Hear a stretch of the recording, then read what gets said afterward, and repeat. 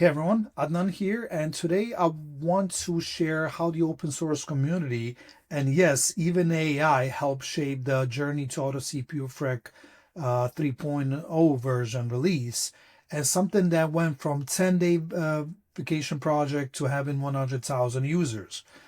Today in tech and in general in life, we embrace failure and lessons we learn from it, which is a good thing. But we're focusing on failure aspects so much that once the opposite happens and you succeed, you don't know what to do anymore because there's not a lot of runbooks if your project ends up being successful. And that's exactly what happened to Auto CPU Freck. So what started as a New Year's vacation project 6 years ago is today an ultimate Linux performance and power optimizer with life of its own, with, for example, 7,200 GitHub stars, 116 contributors, and what I estimate to be around 100,000 users today.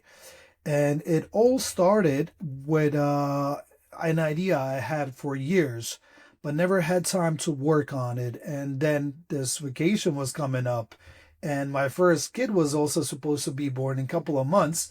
And I thought, if I don't do this now, I'll never do it. It will not be done.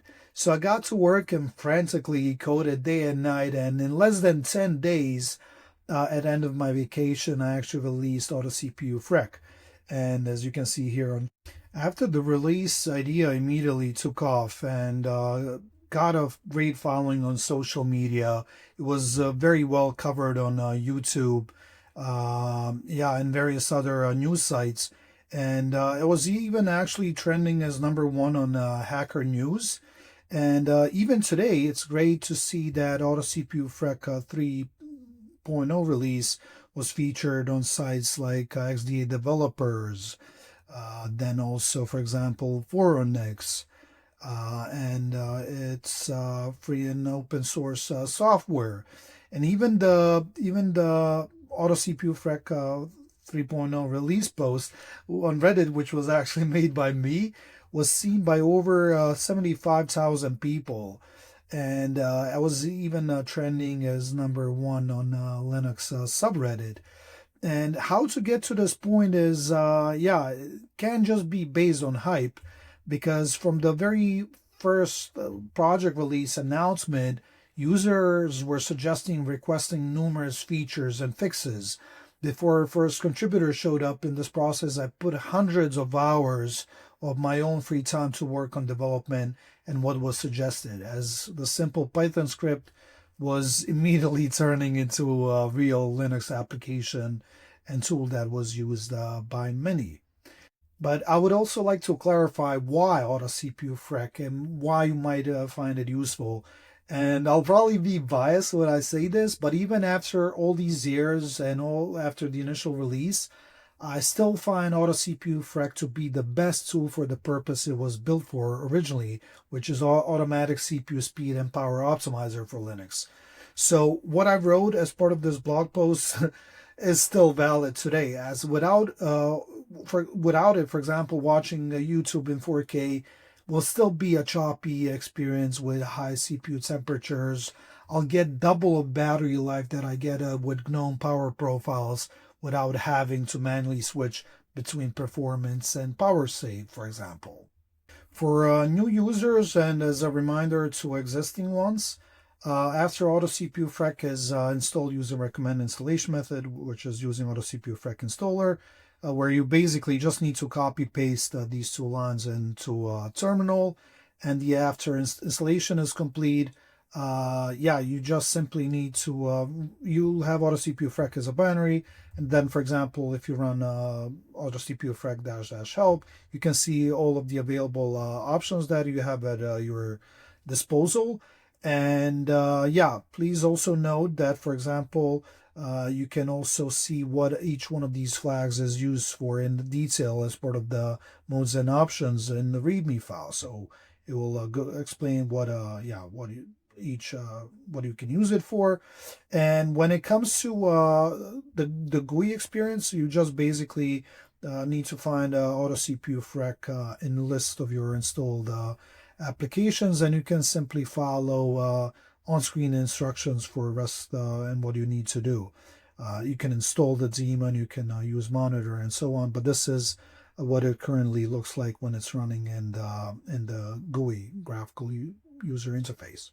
Please note, while auto-cpufreq will make decisions automatically based on various factors. So, for example, well, some of these factors here. So, if it detects needs more performance, there's a very high CPU usage.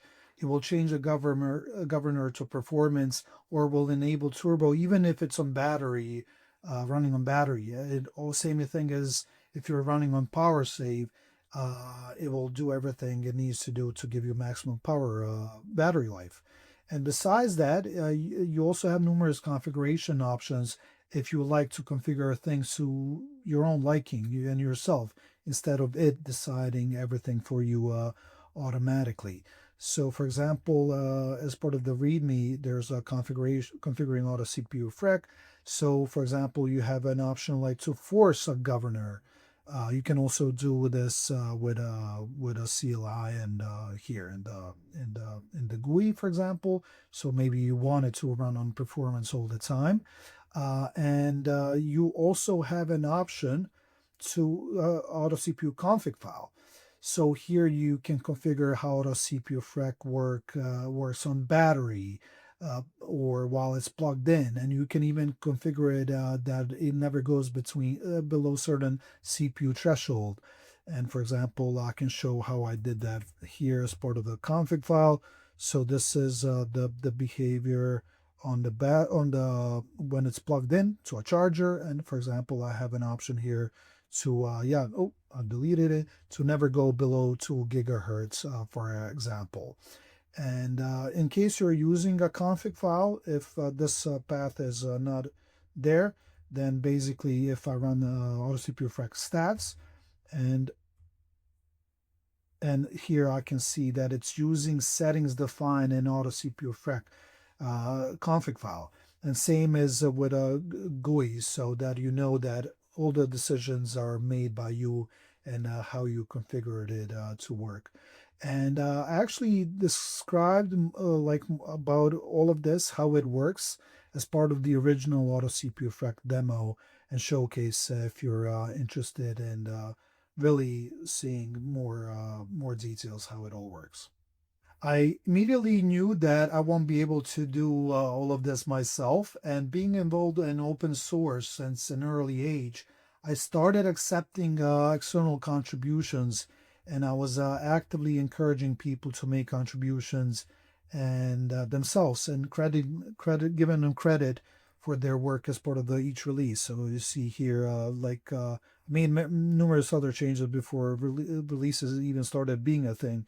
But for example, you see here first contributors popping up, and then giving them credits, and C2, and now, for example, with the latest release, from just having one or two contributors, basically it's a lot more. And which eventually basically even grew into a whole network and community of contributors. And I'm very thankful to all 116 of them, individuals who contributed to this project, as without them, this project would not be where it is today. And which can only happen also with open source, as besides few donations, none of us are getting paid for any of this. And everyone is doing this in their own free time, next to their daily jobs and lives, and driven by desire to solve a real problem, learn something along the way, and build a tool that actually makes Linux a better experience for everyone. And with the number of contributors growing, it's also important to have a rigorous code testing and review process, and not to just merge everything. So in this process, there are actually numerous pull requests that were submitted and were never merged, as for example, they simply lacked on quality or didn't fit the overall vision. As each time I decided to close one eye or miss something during the review process, Yeah, and merge something that shouldn't be merged. Yeah, it had consequences that were addressed for months later on. And of course, yeah, you don't also want to chase contributors away. So it's a very delicate balancing act of what to merge and what to not to merge. My focus also shifted as the project got bigger and development was also superseded by numerous support requests and just triage and answering various questions on what's possible and available, or simply answering questions by linking it to a piece of documentation or something that was mentioned in releases. And for example, yeah, this took an enormous amount of my time as being the person who knew the most about the project to turn me into the answering machine. And that's an interesting paradox because while people are interested in making coach contributions and developing new features and improvements, very few are also interested in actively supporting the feature they developed. Of course, kudos to the outliers.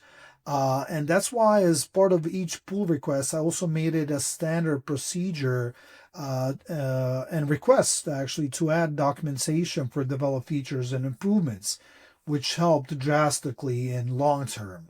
And with the rise of artificial intelligence through the tech landscape, and looking at some possible solutions and AI applications, I was actually inspired to develop a dedicated auto-cpufreq genAI chatbot for support purposes and a solution to all above mentioned challenges.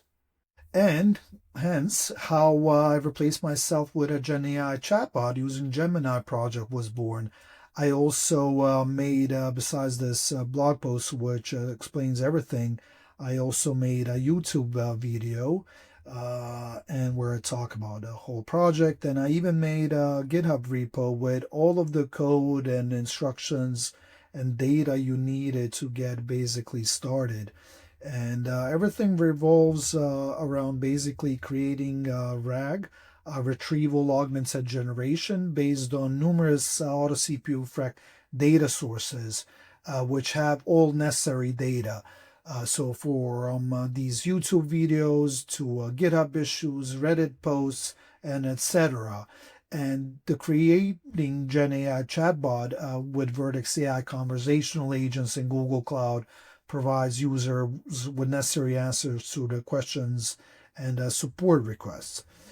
Chat is located on the same blog post and page, and as soon as you open it, it will pop up. Or if I click here, it will show up. And here, for example, I asked it a question and it gave me an answer. And in the end, the project turned out to be an amazing success. It was featured on an official Google blog as how developers have been using Gemini. And I even gave a talk on the same topic at a Google office in Amsterdam as a part of a Google Dev Cloud events or conference.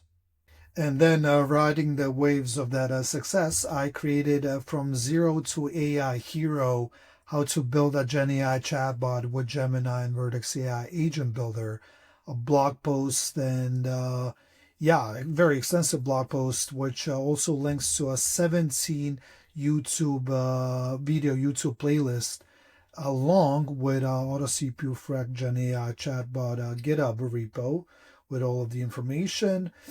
So people with, yeah, without any experience with AI or AI agents or chatbots or Google Cloud could follow along, and by end of this YouTube playlist can be are able to create same solutions for their apps, platforms, or any other use cases.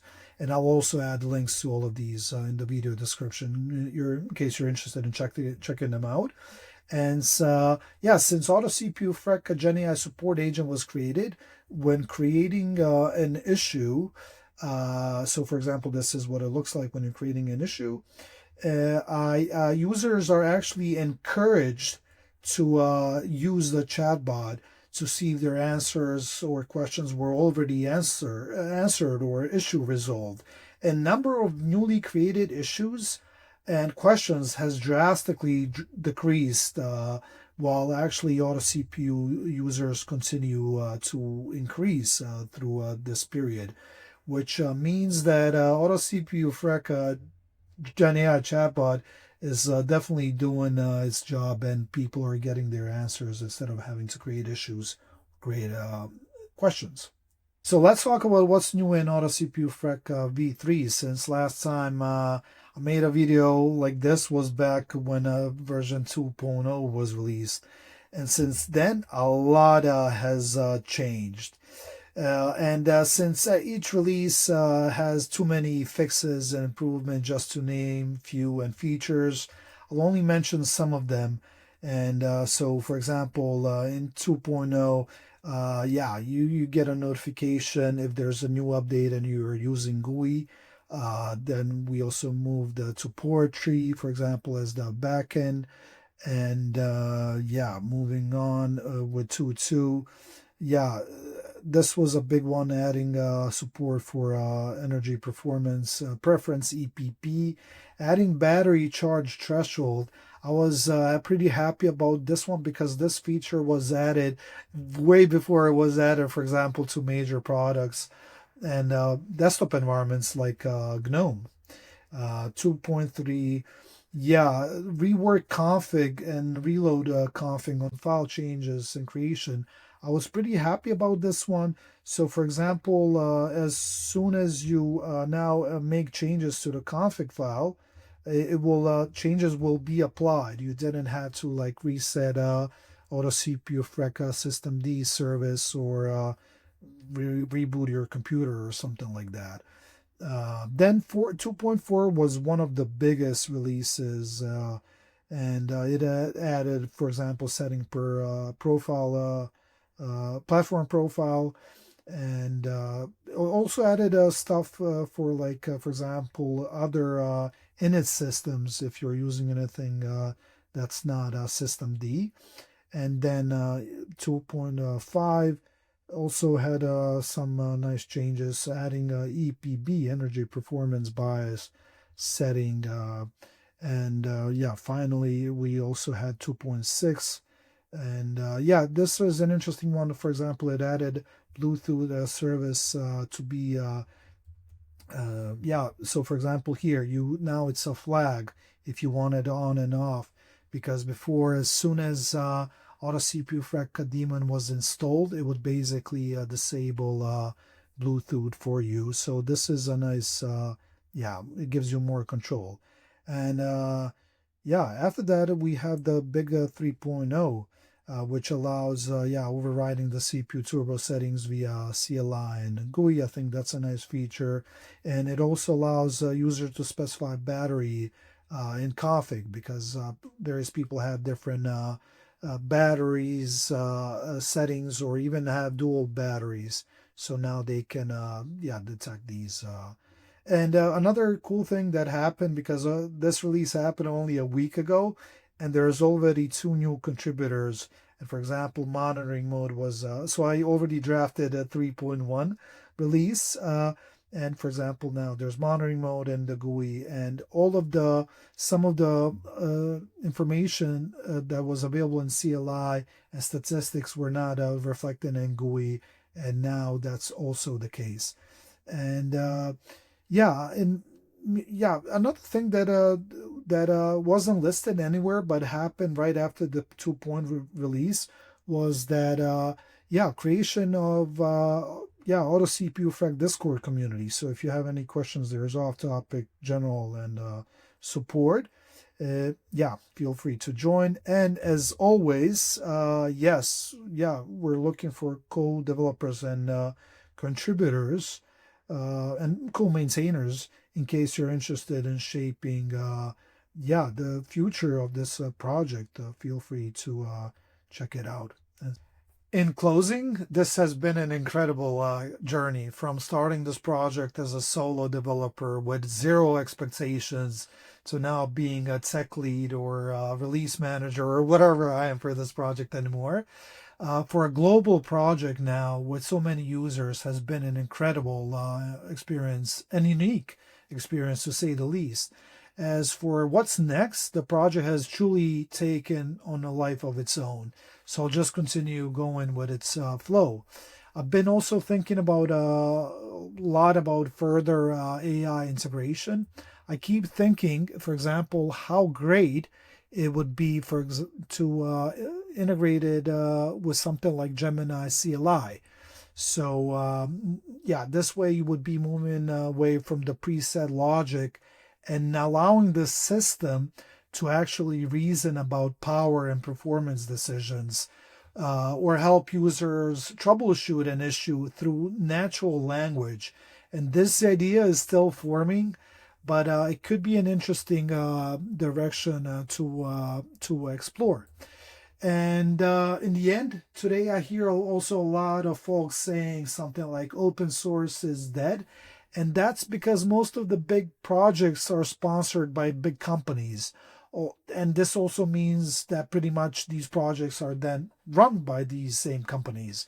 And while I would love to see some corporate sponsorship for this project, especially because I believe auto-cpufreq could significantly aid various companies' sustainability efforts by reducing power consumption in data centers, if run on a service, of course. And this project proves that sponsorship isn't a requirement for success. And this project is also a testament to what can be achieved when people share the same vision as you. It proves that open source doesn't need a corporate sponsorship to be successful. And it's a perfect example of how powerful open source software and its community can be.